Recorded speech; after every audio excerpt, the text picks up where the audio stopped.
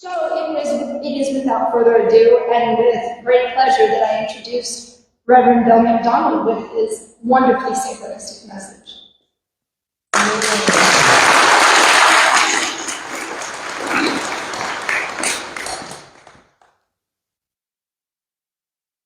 I'd like to thank the Academy. Oh, sorry, one program. First off, thank you for inviting me here. I was not surprised because a part of me knew I was supposed to be here. And it's not how many people were going to be here, but it was who was going to be here. And I want to thank those people that have followed me here from distances. Much appreciation. My traveling companion in Europe for a few weeks, sitting here filming this. And as we traveled around Europe just 3 weeks ago, I was gone for about 50 days. Everywhere we went, no matter where it was at, Germany, Czech Republic, Switzerland, England, all over, we encountered the same thing. This world is so hungry for a spiritual, loving message. Hope. What's making this world sick is fear. Between newspapers, politicians, and religion, flaunting fearful messages, we're now living in a society where everybody has an enemy. Everybody's afraid of somebody else. Politics and religion are dividing people. I was invited to speak in many churches over the years. In fact, last year I was in Salt Lake City speaking to Mormons. And you kind of wonder with the New Age background like I have, how's that happen? How do I end up speaking to Hindus and to Muslims and all these different groups? Because I only believe in one God. And that one God is within all of us. And I teach people to love themselves.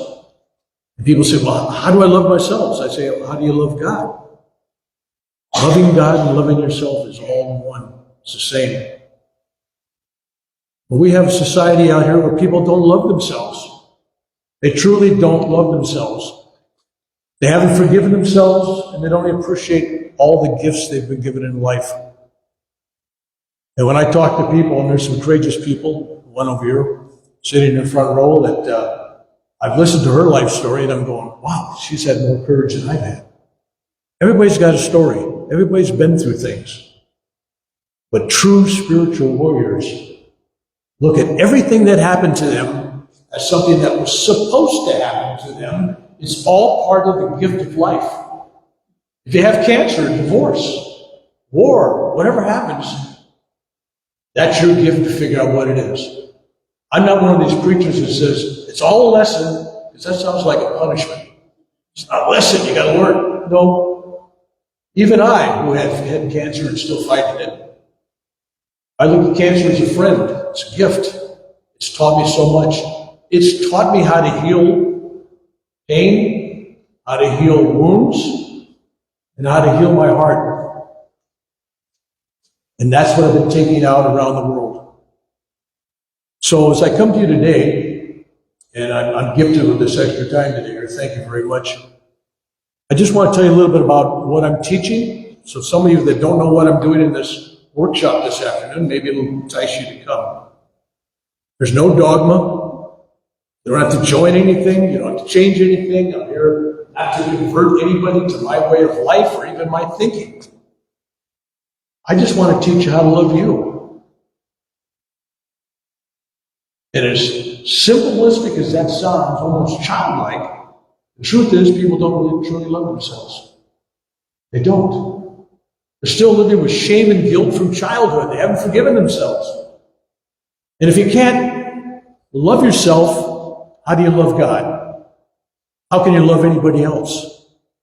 How can you give love if you don't have love? And the same thing goes for forgiveness. If you can't forgive yourself, how can you forgive anybody else or expect anybody to forgive you? I mentioned this yesterday. I was giving a workshop, and I was thinking about the people that I've had the greatest problems with on teaching forgiveness. And it seems to be people that are seekers and very on the upside of spirituality, New Age even, in fact, and they believe in forgiveness and all that, but with their teachings and everything they've learned, they know better than they shouldn't have did these things. So therefore, they can't fully forgive themselves because they're smarter. They should have never made those mistakes. And what they're really telling God is, God, you can forgive me, but I can't forgive me. Which makes them greater than God, right? If you can't forgive yourself, you're at a dead stop on this upward journey to spirituality, to enlightenment, to self-enlightenment. Everybody's out there looking for a guru. Everybody's out there looking for a teacher. Everybody's out there looking for a savior. Look no farther than your mirror. You are your own guru. You are your own teacher. You are your own savior. And when you realize that, your life changes. It's interesting, we started off this service, I think one of the first songs was about helping people use me. Because that's exactly what I teach, it's exactly what I do. When I get up in the morning, the start of a new day, you're in the now, there's no other place you can be, right? There is no tomorrow, there is no past, there's only now. But when you get up, every day I pray to God. I pray, use me. That's why I was kind of amused by that was your opening song. Because it really is. Use me. I don't tell God how to use me. I mean, sometimes if you just open, things happen. And so when your intention is at the beginning of your day to be used, to allow God to use you in any way, people will find you. A dog will find you. Right? Stray cat, whatever. We're here to love and to serve. Well, what's our task? What? That's it, just to love and serve. And each one of us has a different gift to give to the world. And collectively, the greater us, the greater I, the greater you, is here to help raise the vibrational level and the frequency of this planet. We have right now a lot of negative energy out there. It's all fear-based. Politicians teaching you how to fear the other people that are different than you. Countries are fearing the other countries. Ukraine, Russia, Israel, everything's going on in the Middle East. Everybody hates somebody. We're fearful of people coming across the borders. We're fearful of another political party. We don't even, Christianity, every group breaks into about 200 or 300 different groups there. And they all have the truth, each individual one. Only they're going to heaven. We saw a sign, last night we were driving here, and there was a sign in Hollywood on an overpass somebody put up, and it said, believe in Jesus or go to hell. I'm going, so not only are the politicians selling fear, but Christianity is as well, as the other religions. Well, I'll tell you what my simple belief is, and I'm kind of childlike. They say that we're all created in God's image. But in my mind, everything's made out of atoms, particles and all kinds of stuff. It's kind of everything's made out of the same thing, right? And all that stuff that we're made out of has an energy. And to me, that energy is vibrated at the highest frequency that you can vibrate at, love. So to me, when I think of God, I think of love. And I think of all of us made in God's image, that all of us are made out of love. If you're made out of love, how can you not be lovable? Yeah. I'm dealing with people now that come to me, they don't love themselves. It's like they don't deserve to be loved. Like, well, I got divorced, this happened, that happened, my parents abused me, this happened, I was rough with the children, whatever. It doesn't matter.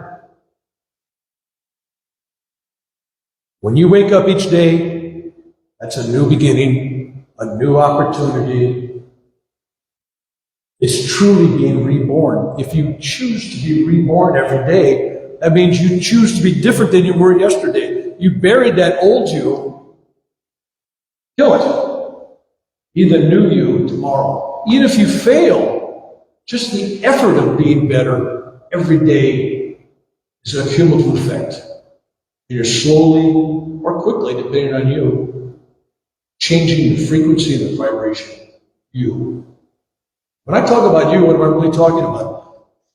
Since I believe that God is all of us, and all of us are God, then if I love myself and I love God, then I love the God in you as well, because that is the greater me. That is the us, the we. There's no separation. Think about how you pray and how most people pray. God, they talk to God like God's in another room, another planet, another dimension. Right? It's not here, it's separated. And to the degree of our spiritual, mental, and physical illness is the degree of separation from the source. So when you embrace yourself as God, and you respectfully embrace everybody else as God, including your enemies, whoever they may choose to be, and you see them as God, then you can follow the scripture where it says, love thy enemy. How can you do that if you hate them? How can they be an enemy? You're hating them. Father, you separate yourself from the source, greater illness. And that's what we're going to be doing in the workshop today.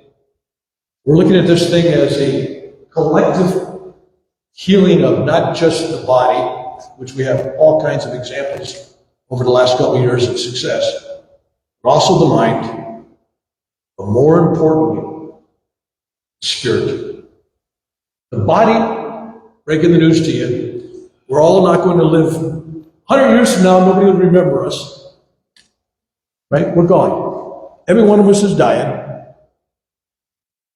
But the spirit, the consciousness, that part of you that resonates as one with God, that's going to continue forever.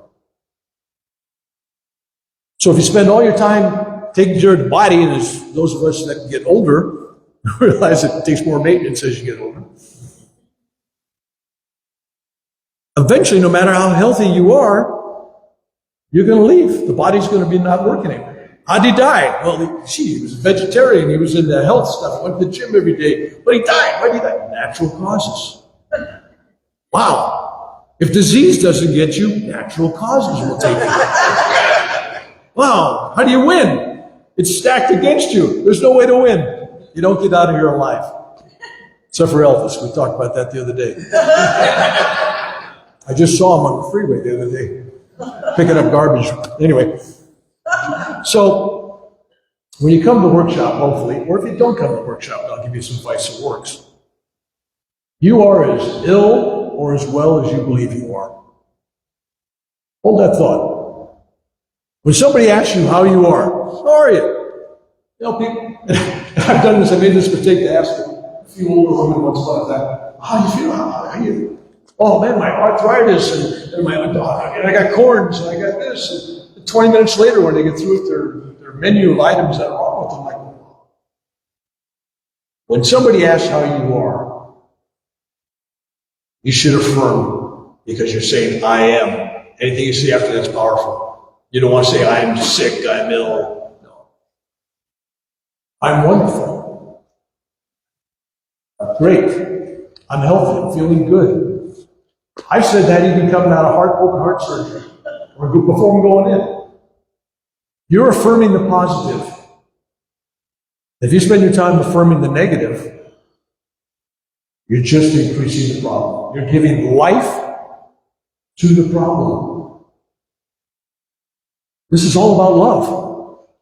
And so in my world of self-love, I have two rules. One, you gotta love yourself because you're part of God. And you gotta love everybody else, because they're part of God. But rule number 2 is just as important. Rule number 2. And what is rule number 2? You don't have to like anybody. Gotta love them. You don't have to like anybody. Because honestly, there's some people out there, their activities, their present vibration, their frequency, how they're living their life, you don't want to be around them. And you shouldn't be. Because this whole thing is about vibration. Now, think about this as you grow up. You have certain friends in childhood, then you go to high school, you get a different group, and in college, or the military, you get a different group. And then you end up, think about this, about every 10 years, take a look at who your friends are. Who do you call? Who do you talk to? If you're evolving spiritually, that list should be changing. Because your energy and your frequency has changed, and you want to be with people that vibrate like you, or higher. You don't go around and assess people like, well, I like this guy, and I believe that we're the same, he's got higher vibration. I don't want anything to do with her because she's lower. No, this is not judgmental. And this is not something you consciously do. This is something that happens to you in a natural state of spiritual upliftment. You automatically want to be with people you're comfortable with. So, and as you increase your spiritual activity, it's not going to be this 10-year period anymore. It's going to be 5 years, maybe less. It's not a bad thing. Not a bad thing. But the most important person that you have to get along with is you. It all starts there. So when I'm talking about healing, I'm really talking about loving. Love is the antidote. Love is the placebo that fixes everything. Love heals. And that means for this nation as well. Let's get real. Let's talk about this for just a second. I wrote this yesterday in a conversation. I thought it was a good thing to share. Because each of us is getting outraged by what somebody in politics is doing. Doesn't matter what name you have. And America looks like no matter who wins the election, everybody loses. Because there's no harmony, there's no peace. This half the people are going to hate these half, the other half will hate that half. Their guy didn't win, their guy did. Drop it. We don't need any more of that. Embrace us, the we. If your friend's got a different political view, love them anyway. There's some very intelligent people on both sides of this thing. There's people that are like me in the middle trying to figure out where all the craziness is at. Just love them. Oh, we got terrible times coming in. Go through a history book. Show me a time when there wasn't terrible times. Show me when Israel wasn't fighting everybody. Show me when there wasn't a war going on in Russia or Asia or Europe or something. There's always something going on. This is not special. In fact, in my lifetime, I was born in 1946. I was in the womb when the atomic bomb was dropped. And I'm thinking, we've gone from dropping atomic bombs on human beings to having that weapon worldwide in many hands, many nations, and nobody's used it as a weapon. Why? Why? With all that hate and anger out there, we've stopped World War III many times. It's because of divine intervention with high frequency people in the world. Think about this. You got a bunch of people out there, low vibrations, hate, anger, fear. All it takes is a small group. You can come up with, I've heard 5%, 1%, 10%. It doesn't. It's a small number, percentage of people. If they raise their frequency of love, it changes the frequency of the world more than the low frequency people. The people with the low frequencies, they get all the attention, all the media, all the coverage, all the news. Nobody does a news story about some nice guy. This guy woke up today and he was just nice to everybody. That's not news. Somebody goes into school and shoots 20 people. That's news all day long. I'm asking each of you, change yourself. Change you. And you will change others. And it's not the way you think. Just by changing yourself, you change your attitude at what happens to you and what the other person's doing. That changes the relationship. Changing yourself will eventually, at some level and degree, change people around you, but you can't measure it always. And you can't say, I'm going to change this person, I'm going to work on my son or daughter, I'm going to work on my spouse. It doesn't work that way. You work on you. And I say this because when I was a young man at 18 years old and I was living in Hawaii, in case you weren't wearing this Hawaiian shirt, honoring a bunch of kahunas there, I went to this kahuna and he told me, he says, Bill, he says, would you like to learn how to heal? I said, yeah, okay, fine. It surfs up, but okay, I'll listen. So I got a notebook out. This is 1964. And he goes, okay, you want to heal people? He says, I'll listen to this really carefully. I said, okay. He says, first thing you got to do is you got to love yourself. I'm going, okay, fine. I put my notebook away. That's not nowhere. I'm thinking, you know. And he says, even more so, you got to forgive yourself. And I go, is there any more to this? He goes, oh yeah, and you have to have gratitude about everything that happens to you. And he goes on. Now, some of that may sound familiar to now because there's now books out about that. But in 1964, there was just a small group of us in Hawaii that knew about this. But even at me, at 18 years old, this guy was in his late 60s, it was meaningless. I'm going, yeah, sure, yeah, okay, great. And then after decades of actually living my life and realizing that I was actually following this advice already, I really began to realize that was one of the greatest things I was ever told. That there truly is power, energy, high frequency in loving yourself. How do you get sick? The frequency's gone down. How do you get well to bring the frequency up? You make yourself sick, and you have the power to make yourself well. And so when I've been teaching these things, it was interesting because I teach people, you're your own healer. This is all about believing and buying in and all that. And you were with me in, what was it, Bavaria, right? In Bavaria, we had a 3-day retreat.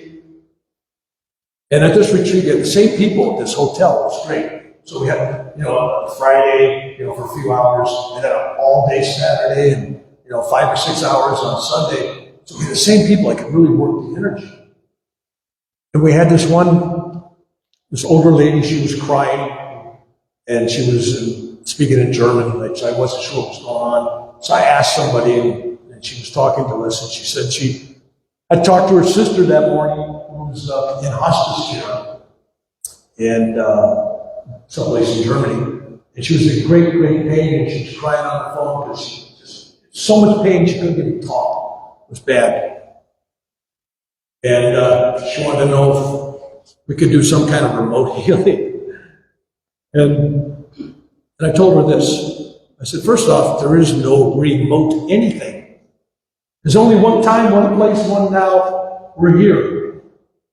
You start separating yourself that she's there and you're here. I said, second thing is, I'm not in charge of when she's going to die. I can't change that. That's her fate, her destiny. She's already in hospice here.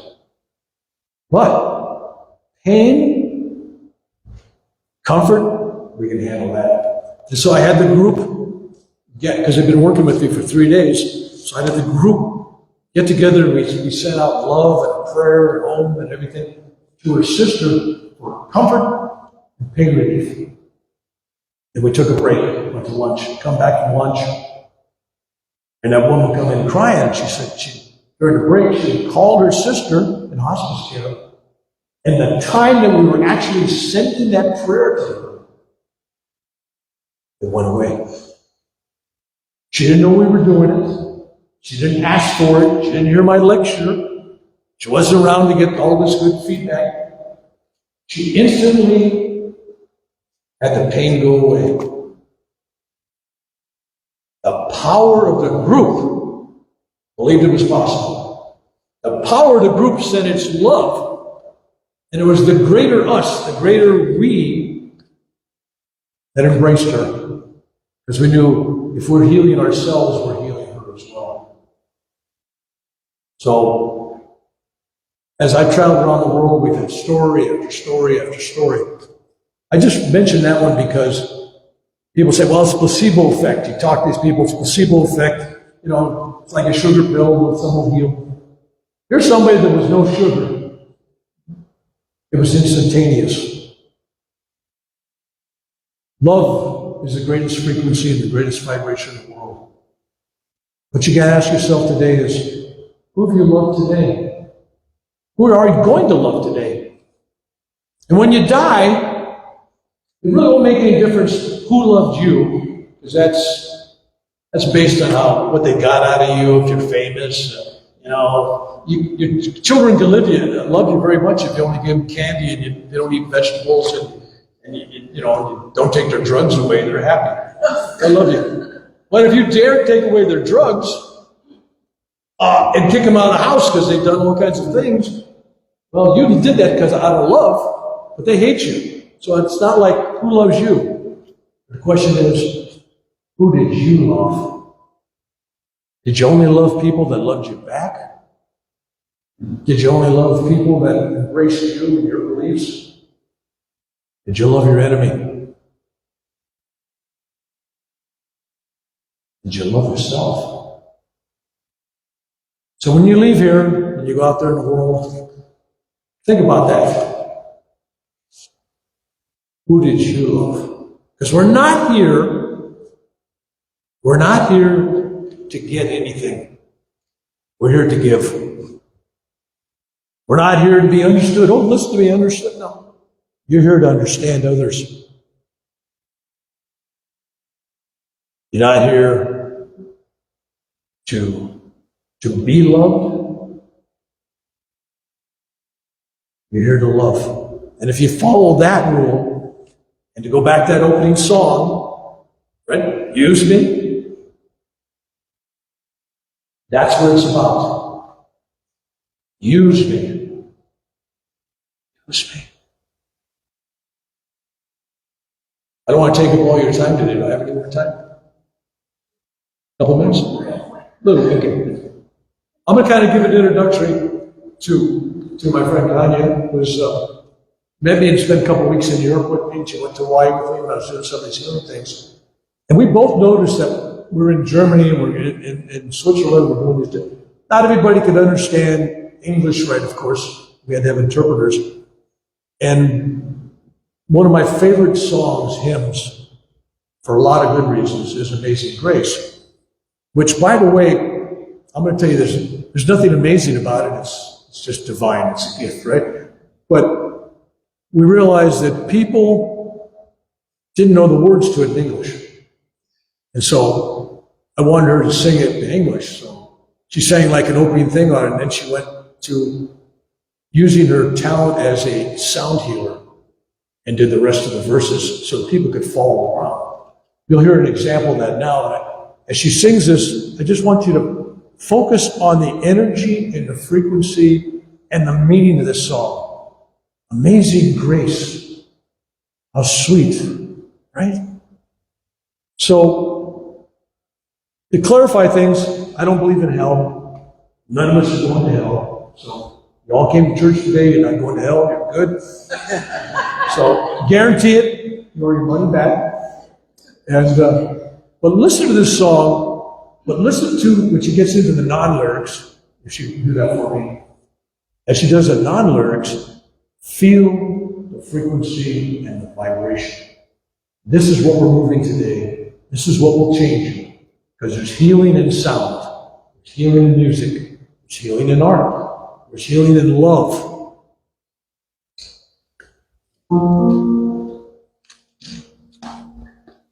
Amen.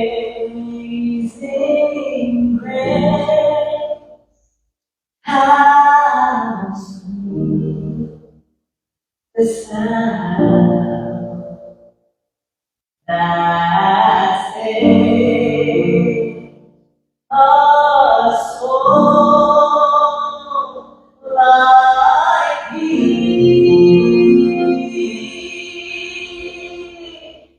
I once was lost.